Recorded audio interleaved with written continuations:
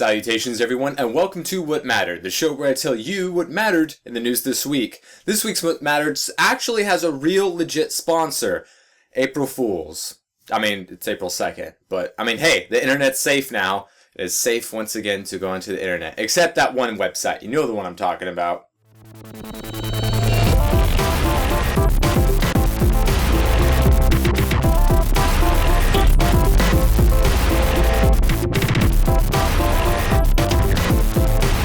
So the big news this week had to deal with Final Fantasy 15. They had that huge event that gave us a bevy of a boatload of a crap ton of stuff. We have the confirmation of the release date, September 30th, worldwide on both PS4 and the Xbox One. They also revealed a mobile game, an anime, and a movie, and the special editions of the game. It's coming out September 30th. That's pretty legit. 10 years after the first announcement of this game, which was originally called Final Fantasy Versus 8. And now it's finally going to come out. It's finally going to be here. They released a trailer. We got to see the cars, chocobos, all the characters. It looks beautiful. They also announced a 5-part anime, which is a prequel to the game. The first episode is out right now. I watched it. Pretty decent. Same studio that handles SAO and Black Butler. Looked very nice. The action kind of gives us a little bit of more backstory leading into this game. And after 10 years, yeah, you better have some stuff for us. So along with the anime, there's going to be a full CG Final Fantasy film. There's some pretty big name actors attached to the film for the voiceover work, including Lena Headey and Sean Bean from Game of Thrones, as well as Aaron Paul from Breaking Bad fame. And as we would expect, it looks gorgeous. It looks absolutely gorgeous. It's full CGI. Fantastic. There's a step above Advent Children. And that looks like it's also a prequel, but it might have some overlap with the timeline that gives us a little bit of backstory to the kingdom of which Noctis, the main character of Final Fantasy 15, is from, and what's going down with that politically, because that's sort of where the anime kicks off. So this might take place even before then, or at least at the very start of it. And it looks very amazing. A demo was also dropped for Final Fantasy 15. I played through it a couple of times. It's more of a tech demo to show you just how gorgeous the game looks, the weather effects, the lighting effects. Very, very, very well done.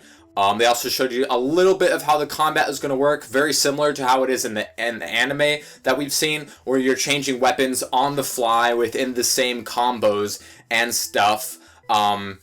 Some transformations into cars and then into animals. I don't think it was an Animorphs / Transformers Final Fantasy game that they're going for. I think they're just showing off, driving mechanics and, a lot of the really cool creatures that are going to be in this game. And they also, at the end of the demo, have a legit boss fight for us in which you become grown up Noctis, because throughout the demo you're kind of a younger Noctis, younger than he is in the actual game, of course, as well as the anime, which takes place before the actual game proper. But with the completion of the Final Fantasy 15 demo, which is for free on PS4 and Xbox One, that's the only way you can get Carbuncle in the game proper. So it only takes about, 30 minutes if you're blazing through it, or 40 minutes if you're just taking your time trying to digest all of the good stuff.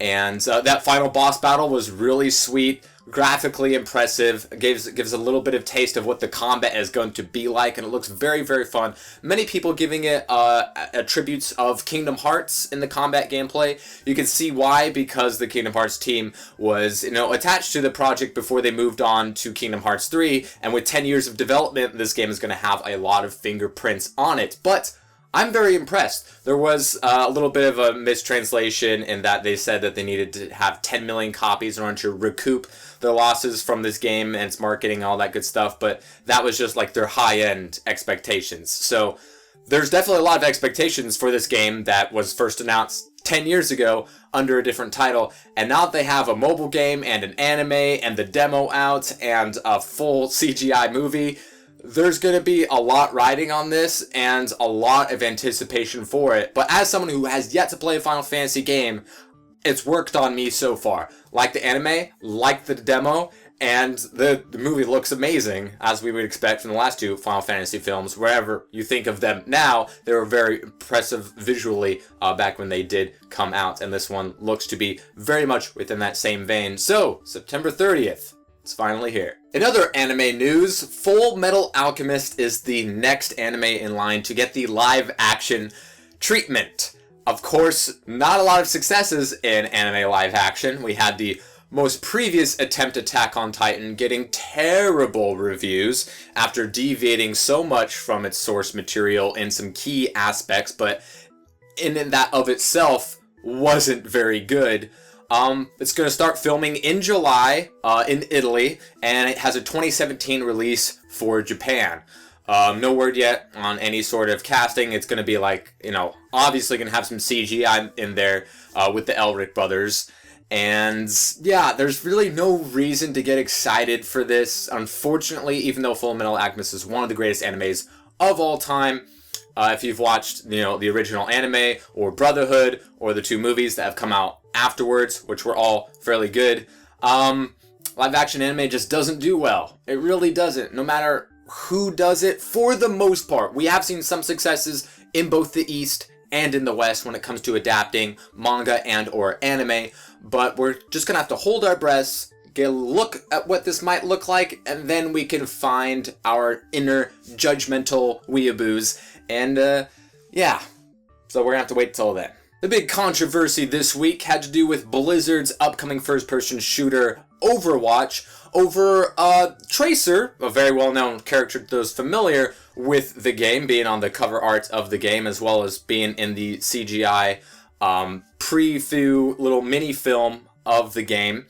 And fantastic character design and fun, lovable character. But now they're removing a victory pose from the game because it was just a terrible, terrible pose. Here's the heinous pose in question. Very offensive. Overwatch now safe for social justice warriors everywhere. Blizzard cited the change due to fan feedback, and when they mean by fan feedback, it was a fan's complaint, saying how this sexualizes this character, how it's not like Widowmaker, who, because sexuality is kind of like part of her shtick, well, it doesn't fit with Tracer, and it makes her uncomfortable, and her daughter really loves Overwatch, the little mini-movies, so how is this going to impact her children, and all of this crazy nonsense garbage that you hear from these vocal minorities all the time. That just censor things out the get-go. Now you can kind of understand when Japan localizes something for the West, why things get censored, because they know shit like this is gonna happen. And this was the most minor of offenses, if you can even call it that. We know that there was controversy over Xenoblade X changes, or with Star Ocean 5, which has been the newest westernized game that's going to be getting big censors to character models. And this is kind of why this kind of nonsense happens. Of course, the internet had the people in the right state of minds have their rebuttals to this change. Hey, I did some non-offensive redesigns of Tracer, Widow, and Mercy. Let me know what you think. Rip Tracer's awesome butt pose. No worries, when I cosplay her, I'll wiggle my butt extra hard in protest. Cavalry, yeah? Wiggle, wiggle. So the backlash has been far greater than I thought Blizzard might have anticipated with this subtle change to one character's pose, because this one sexualized it and they didn't want to feel anybody left out or misrepresented.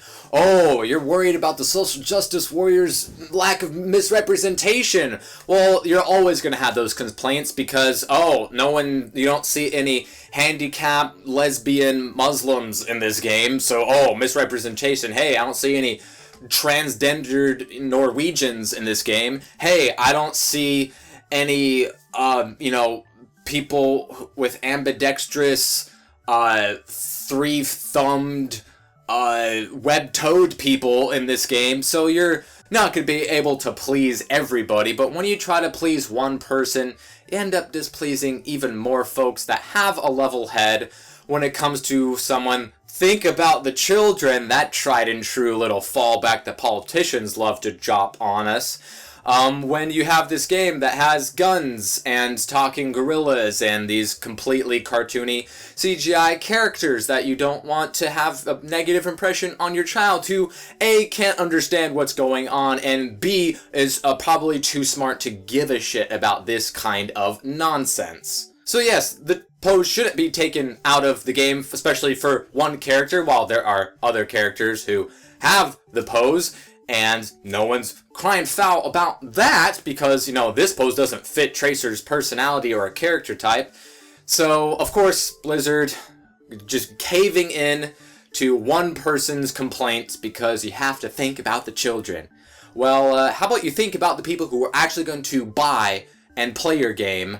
Because this is not good press. I'm gonna buy the game, I'm gonna play Tracer, and I'm gonna love it, but this was just a dumb move all around, and it's sad that this is going to be a further greater thing because the tiny little people who have their, you know, myriad of offenses are always going to be overblown in their representation and how big of a negative impact this has on anything when it doesn't have a negative impact. Pick a real fight on a real subject, not a video game with a completely innocuous and innocent pose from a character just like all the other characters. Tom Clancy's The Division gets its April 12th update to its end game. We get those nice little incursions that have no checkpoints and have been kept under wraps about what exactly is going to be within those very, very long missions, but they also gave us updates on further changes to the game, including gear sets, a staple since Diablo 2, which give you bonuses depending on how many of those gears in that same set you have, and that will unlock new perks that have not been in the game so far. You'll be able to get those within that incursion, as well as the challenge mode dailies, and as well as in the Dark Zone and blueprints. They've also added hourly high-end loot drops in the Dark Zone, in which only one team can get to that drop at a time every hour, so a little bit of more things to spice up that already dangerous Dark Zone.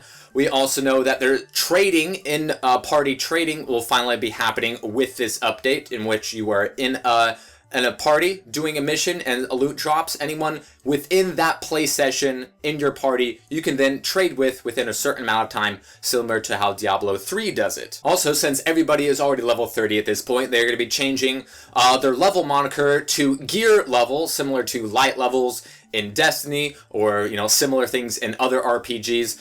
They give you a better reading of how good the character is after they hit level 30 in the end game, which, you know, doesn't happen, you know, too far after the start of the game. So this gives you a better indication. This also gives you gates on certain difficulties. You have to have a certain gear level to recommended for some and required for other challenges, as well as new bite-sized daily and weekly missions for just more additional content that the game is kind of light on, but everyone has had their fun so far grinding out, trying to get all the high-end gear. Well, now there's going to be more high-end and named gear, as well as the set gear and the incursions and dailies and Dark Zone goodiness. So more fun for The Division, a game I've already delved in way too many hours into, and I can't wait to give it more. Well, that is all that mattered this week. If you'd like to know what matters in the future, hit the subscribe button. One of these videos comes out every single Saturday. Hope you all enjoyed. Let me know what you thought about anything that I mentioned in the comment section below, and I will see you all next time.